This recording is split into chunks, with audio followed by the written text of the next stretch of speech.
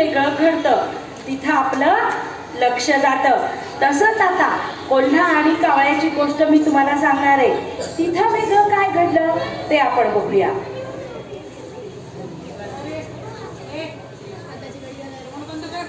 एक कोल्हा बहु भुकेला, एक कोल्हा बहु भुकेला, बापड्याने जंगलाचा भाग सारा धुंडला, त्याला काही खायला कुठेच मिळेना. एक कोल्हा बहु भुकेला. काय करावं बाबा, आज फार भूक लागली, आज ब्रेकफास्ट पण मिळाला नाही, कुठंच काही मिळत नाहीये. काही दिसतंय का, काही दिसतंय का? अरे हा कावळा दिसतोय आणि ह्याची चोंचीत काय आहे बरं? त्याच्या चोंचीत खाऊ आहे. आता कसा मिळवायचा, कसा मिळवायचा? असं मागितलं तर हा देणार आहे का मला? नाही. आयडिया. ओ कावळे दादा, ओ कावळे दादा, कावळे दादा, कावळे दादा, ओ कावळे दादा, ओ कावळे दादा. अरे तुमचा रंग किती छान, तुम्ही किती छान आवाज आहे हो तुमचा. किती गोड गाता तुम्ही. म्हणा ना जरा मधुर रसाळ गाणी. अहो कावळे दादा, मगच तुम्ही व्हाल या जंगलाची राणी. तुमचा आवाज खूप गोड आहे, मला न तुमचा आवाज ऐकायचा आहे. ओ कावळे दादा, कावळे दादा. अशा रीतीने कोल्ह्याने कावळ्याकडून खाऊ मिळवला. कशा पद्धतीने मिळवला? कावळ्याचा रंग छान आहे का रे? कावळ्याचा रंग कसा आहे? काळा. काळा रंग आवडतो का आपल्याला? आपण स्वतः काळे असलं तर आपण काय म्हणतो? थोडं गोरं व्हायला पाहिजे होतं, काळच आहेत आपण, असं वाटतं की नाही? पण काळा रंग आपल्या केसांचा आहे, काळा रंग रात्रीचा आहे, काळा रंग आपल्या मातीचा आहे, तिथूनच उगवलेलं अन्न आपण खातो. मग अशा ह्या काळ्या कावळ्याला या कोल्ह्यानी काय युक्ती करून खाऊ पटकवला? तर या कोल्ह्यानी त्याची स्तुती केली. त्याला म्हटलं तुम्ही किती छान आहेत, तुमचा रंग किती छान आहे, तुम्ही किती छान गाता. कावळा गाणं म्हणतो का? कोण म्हणतं मग गाणं? कोकिळा. राईट. मग ही कोकिळा नव्हती, मग कोल्ह्यानी का बरं कावळ्याची कौतुक केलं? खाऊ पाहिजे, कारण कावळ्यांनी चोंच उघडल्याशिवाय चोंचीतला खाऊ खाली पडणार होता का? नाही. म्हणून कोल्ह्यांनी कावळ्याची स्तुती केली. ती खरी होती का? तसंच आपण कुठेही जात असू आणि कुणी आपल्याला म्हणलं इकडे ये, तू किती सुंदर आहे, तुझा शर्ट किती छान आहे, तुझा फ्रॉक किती छान आहे, हे चॉकलेट घे, तर घ्यायचं का? का नाही घ्यायचं? कारण आपल्याला माहिती आहे आपण काय आहोत, आपण कसे दिसतो, आपल्याला काय आवडतं, हे सगळं आपल्याला कळतं. मग तो आपल्याशी खोटा बोलतोय हे आपल्याला कळतं की नाही? मग हे कळल्यानंतर आपण त्याला काय म्हणायचं? मला हे काय आवडत नाही?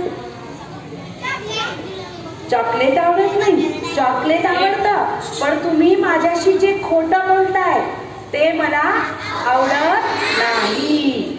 अशामुळे आपण लक्षात ठेवलं पाहिजे की आपण स्वतः काय आहे, आपल्याला काय आवडतं, आपण किती हुशार आहे, आपण गोरे आहेत का, आपण छान दिसतो का, हे सगळं आपल्याला माहिती असतं. म्हणून समोरचा जर ओळखीचा माणूस नसला तर आपण त्यांनी बोलवल्यावर जायचं का? कारण की तो आपल्याला माहिती नाहीये. आणि मी मगाशी सांगितल्याप्रमाणे त्याचा उद्देश काय आहे आपल्याला माहित नाही. आणि आपल्याला गळ्यापासून पायापर्यंत सगळ्या भागाला कुणालाही हात लावू द्यायचा नाही. त्याच्यामुळे नेहमी लक्षात ठेवा की खोटं बोलणारे, खोटी स्तुती करणारे, ओळख नसणारे असे जे लोक आहेत त्याच्यापासून आपण लांब राहायचं. आपल्या आईला सांगायचं. असं जर रोज रोज कुणी करत असेल तर त्याला जाऊन आईला सांगायचं की हा काका, हा मामा मला रोज रोज हात लावतो, माझ्या गालाला हात लावतो. हे मुलींचंही आहे, हे मुलांचं पण आहे. असं नाही आहे की मुलांना कुणी हात लावत नाही, लावतात. मला आठवतंय छोटीशी एक मुलगी होती, एक पिठाच्या गिरणीतला मालक रोज तिच्या गालाला पीठ लावायचा.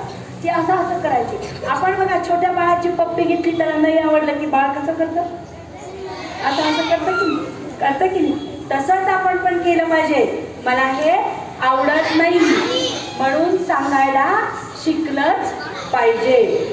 कधी कधी आपण शाळेत जात असतो, कधी रिक्षातून येतो, कधी कुठली आपल्याला गाडी लावलेली असते आणि तिथं सुद्धा आपल्यासोबत काही गोष्टी घडू शकतात. कुणी आपल्याला छेडू शकतं, कुणी रोज आपलं दप्तर ओढून घेतं, आपला टिफिन ओढून घेतं. आपल्याला ते आवडत नाही. अशीच एक सोनू होती. एक सोनू नावाची मुलगी होती. ती रोज शाळेत जायची आणि शाळेत गेल्यानंतर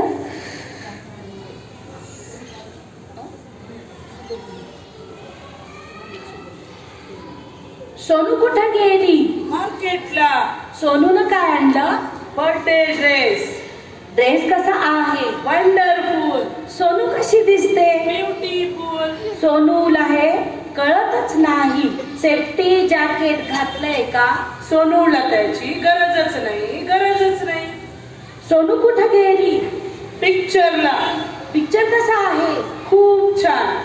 सोनूला सेफ्टी जॅकेट घातलंय का? नाही. तिला सोनूला त्याची गरजच नाही. सोनू कुठं गेली? ट्युशनला. ट्युशन मध्ये काय असतं? एक्झाम. एक्झाम कशा? सोनू कशी आहे? खूप स्मार्ट. पण तिने सेफ्टी जॅकेट घातलंय का? सोनूला त्याची गरज नाही म्हणून सेफ्टी जॅकेट बद्दल सोनूला कधी कुणी सांगितलंच नाही.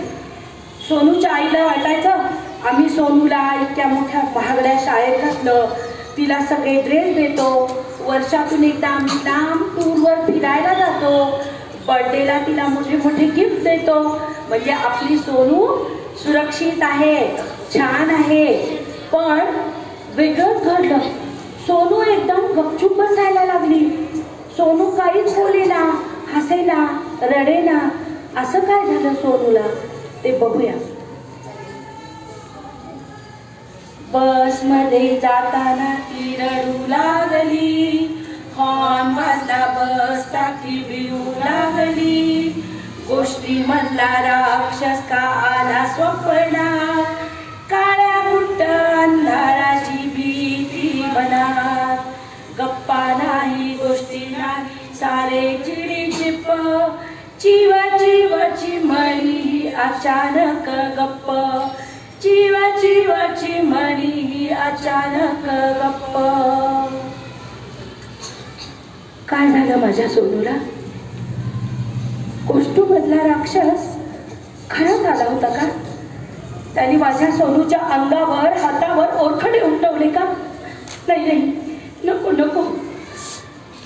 काय झालं माझ्या सोनूला? खरं तर आम्ही आमच्या सोनूला खूप छान वाढवली. तिला महागडे ड्रेस दिले, मोठं चॉकलेट दिलं, पुढच्या तिच्या भविष्याची तरतूद केली. पण मग आमचं काय चुकलं? आम्ही सोनूला कधी सेफ्टी जॅकेट बद्दल सांगितलंच नाही. मग त्याच्यामुळे सोनू अशी गपचूप, एकटी आणि रडवेली होऊन घरात बसायला लागली. काय असतं हे सेफ्टी जॅकेट? कुणी घालायचं? कधी घालायचं? कुणी घालायचं? कधी घालायचं? हे सेफ्टी जॅकेट म्हणजे काही असा कपडा नाही की उचलून घालायचं. तर हे सेफ्टी जॅकेट म्हणजे आता ज्या 3 गोष्टी आपण शिकल्या त्यातल्याच गोष्टी आहोत. त्या कोणत्या कोणत्या शिकल्या ग? अंघोळ स्वच्छ करायची. आणखी दुसरी, आपल्याला समाजामध्ये वावरत असताना अनेक खोटे स्तुती करणारे कोल्हे भेटतात, लबाड लांडगे भेटतात. त्यांच्या स्तुतीला फसायचं नाही. अजून सेफ्टी जॅकेट घालायचं. अनोळखी व्यक्तीसोबत जायचं नाही. त्यांना कुठेही स्पर्श करू द्यायचा नाही. लक्षात आलंय सगळ्यांच्या? याला काय म्हणायचं? Safety jacket. ते आपल्याला असं घालता येणार आहे का शर्ट चड्डी सारखं? मग ते कशात घालायचं? आपल्या मनामध्ये पक्क ठेवायचं. कुठंही जायचं नाही. गेलं तर आईला सोबत न्यायचं. एकटं जायचं नाही. आपल्या सोबत कुठलीही वेगळी गोष्ट घडली, समजा कुणी रोज असे चिमटे काढत असेल तर काय सांगायचं त्याला? कुणी तुमच्या सारखं गालाला हात लावला तर काय म्हणायचं? बरोबर. खूप शहाणे मुलं आहेत तुम्ही. आईनं आता कोणता टच गुड टच आहे आणि कोणता टच बॅड टच आहे माहिती तुम्हाला? आईने तुम्हाला जवळ घेतलं. Good touch, good touch. बाबा रोज चॉकलेट देतात. Good touch, good touch. शाबासकी देतात. बाबा रोज शाबासकी देतात. Good touch, good touch. Doctor आपल्याला तपासतात. आई सोबत असते ना? हा. आईला सोबत घेऊनच डॉक्टरांकडे सुद्धा जायचं. मुलगा असो किंवा मुलगी, आपण कुठेही एकटं जायचं नाही. आईला प्रत्येक गोष्ट सांगायची. आपल्या शाळेतल्या शिक्षकांना सुद्धा गोष्ट सांगायची. आपण एखाद्या गाडीतून, रिक्षामधून, कशातूनही वाहनातून जर शाळेत येत असू आणि कुणी जर आपल्याला सतत सतत त्रास देत असेल तर आपण घाबरून गप्प बसायचं का? आपण काय करायचं? मग आपल्या आईला सांगायचं, आपल्या शिक्षकांना सांगायचं. कारण रोज रोज कुणी विशिष्ट स्पर्श करत असेल तर तो गुड टच असतो का? त्याला काय म्हणायचं? बॅड टच आपल्याला आवडतो का?